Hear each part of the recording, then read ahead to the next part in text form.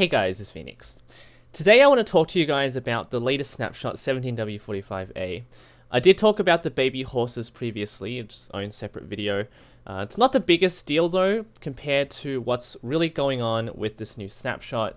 Okay, so this is a very important page and it's a very useful page that you can bookmark. It has every single one of the changes that you need to be familiar with if you want to get into map making, or if you're familiar with map making and you don't know what the changes are. There are a lot of caveats, of course, with this new snapshot, but these will all come and be resolved once 1.13 comes out, which hopefully will be quite soon. Now, I actually have this new updated page as well. I'm just going to quickly refresh it. Here we go. So now 17W45B has been released, and there are quite a few changes there as well. Entity data and block data have now changed to /data.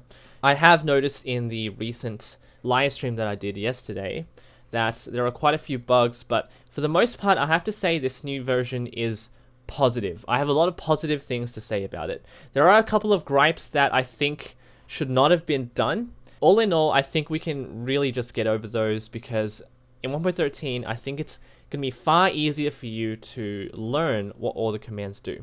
So you can go through this list of changes, but otherwise I will go through, I think I've listed 4 of the biggest changes that I think you need to be familiar with. And if you get used to those 4, I think you'll have quite an easy journey through this new version of Minecraft. Okay, so let me go into Minecraft now. I do have a small setup, but I don't think it's too important anyway. The first thing I think is quite important, because I know a lot of players use this command, is the /give command. That has been changed because the item structure in itself has changed for this new version of Minecraft. Let me go through all the commands first. If you press the / key, you will notice the list of all the commands that you have available to you. The problem here is that it has a black background, so if in any way you are PvPing, this will come up and it's going to block your vision. So hopefully Dinnerbone changes this. It's just one of the very few gripes that I have. The other gripe that I want to talk about is /TP. That has changed, so that deserves its own video anyway, so don't worry too much about it. So what's happened with /give? If, let's say, I wanted to give myself a named diamond sword, ordinarily or previously you would do something like this. Now I'm going to also demonstrate the new command structure so that you're familiar with this as well. /give at P, you can see that it's highlighting in accordance with what you're seeing just above the chat bar. So you can see the target is at P, so the nearest player. It also gives you the specific data that you need later on. So the value is items, so what item do you want? You want a diamond sword, so diamond sword. And it's going to be colored in yellow, or whatever the color is supposed to be associated with whatever position it is in the syntax. You can see that it's highlighted, so it's correct. And now it says count 1. So you want to give yourself 1 diamond sword. Now, previously you would do something like this. 0, so 0 damage, and then display name, and whatever name you want. Now this is in red, and what that means is it's incorrect. So if you press enter, it will say invalid argument or incorrect argument for command at position 24. So this was probably position 24 in your command, and it's in red, so it means it's wrong. So what you need to do now, and because damage is less important and you don't really want to, I don't know if people have really given players damaged diamond swords unless they've specifically asked for it, or a command in a map requires it. You need to do this now. So within the item itself, you need to specify the NBT there. So what you need to do is put your 2 curly brackets to say, hey, I want this diamond sword to have custom NBT. So then what you need to do is go and type in what you typed in before. Rainbow. So we have it. We have a rainbow diamond sword, what's called rainbow. So now that is exactly how you give yourself a diamond sword with custom tags in it.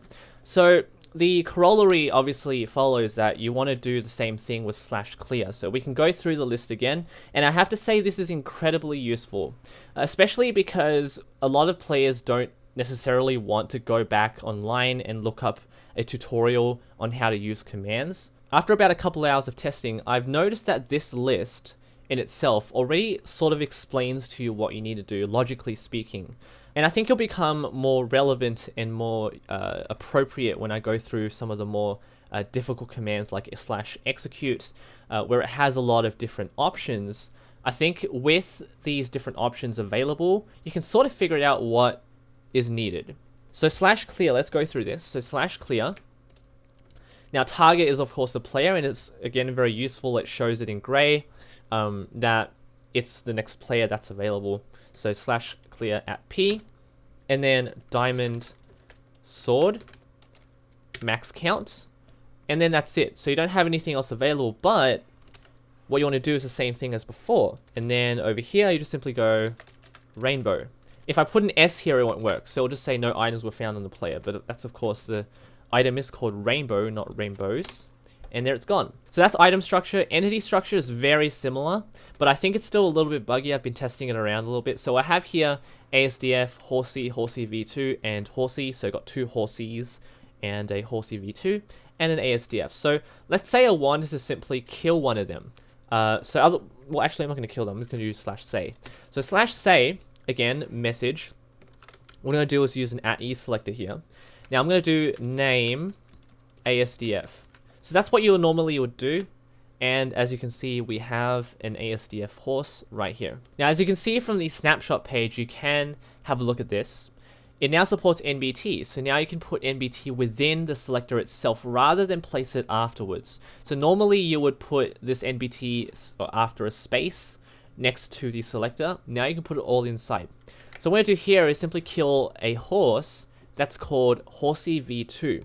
So what I can do here is go comma NBT equals and then the brackets. So here I can do custom name Horsey V2. And it's killed Horsey V2, but not the 2 Horseys here. So this is again very useful to compact your commands. It doesn't really change a lot in practice, but you can also specify numerous NBTs and also accept an NBT with the exclamation point. So moving along to the new block structure, this is very similar to the 2 previous examples. So if you understood these 2 previous examples quite well, I don't think you'll have too much trouble here. Now, one thing that you might notice again, and I didn't really explain it before, if you go set block,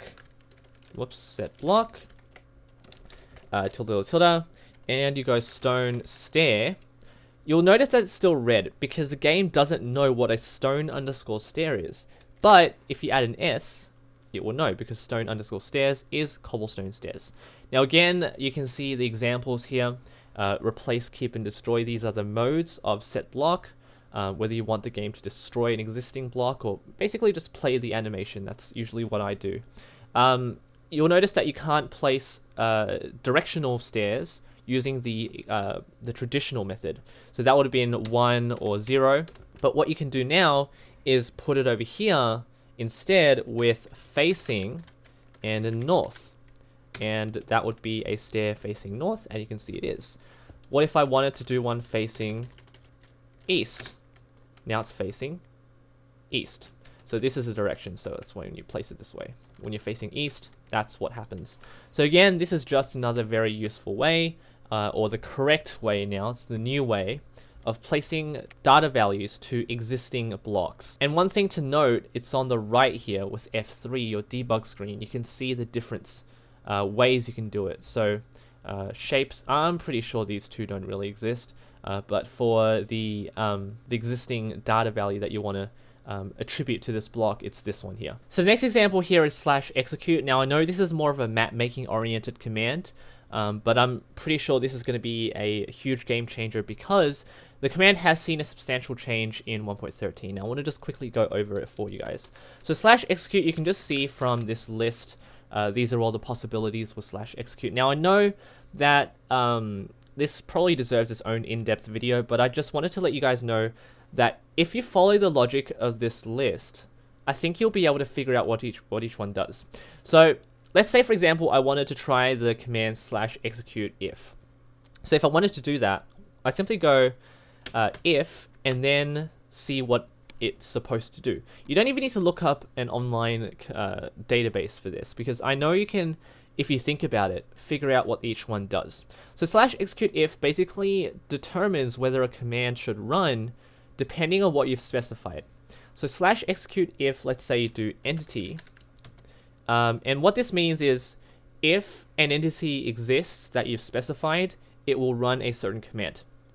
Let's say I wanted to do @e whoops, type horse, because I know some horses exist in this world. I need to do /run next. So I need to put run afterwards. So what this basically does is it tells the client or the server that, hey, I've put all the subcommands together that I wanted. I put all the contingencies or caveats beforehand. I want to run a command now. So you can bunch up more of these subcommands here. You can do unless beforehand. You can add some more in. You can even put at or as or offset. It doesn't matter. But once you've done all that, you need to put run. Then let's say you want to run a command, say a. So what this command is trying to do is it will run the say a command if a horse exists in this world or it's loaded right now. And as you can see, it does. Now the difference between this and /execute traditionally is that it will only run it once, because it's going to check whether a horse exists and that's it. It's not going to run it multiple times. What you want to do with that is do execute as, or I think, yeah, as, because you want each horse to run this command. So you can do this as well.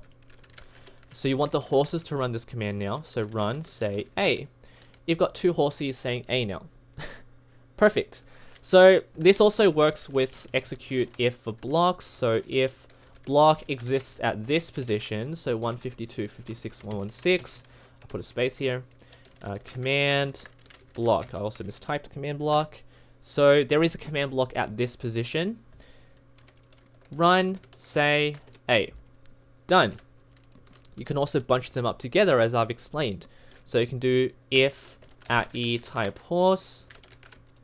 What have I done? Entity, whoops. So if there, I've noticed there was something wrong because there was everything was red. So again, very useful handling there.